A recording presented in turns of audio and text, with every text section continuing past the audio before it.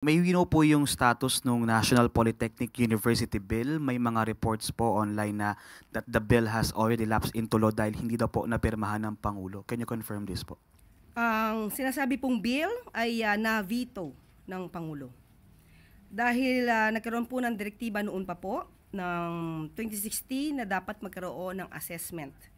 At sa ngayon po lumalabas na hindi po nagkaroon ng compliance para sa assessment ng nasabing paaralan.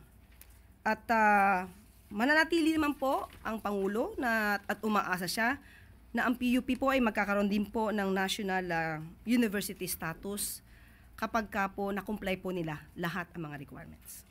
One follow-up lang po.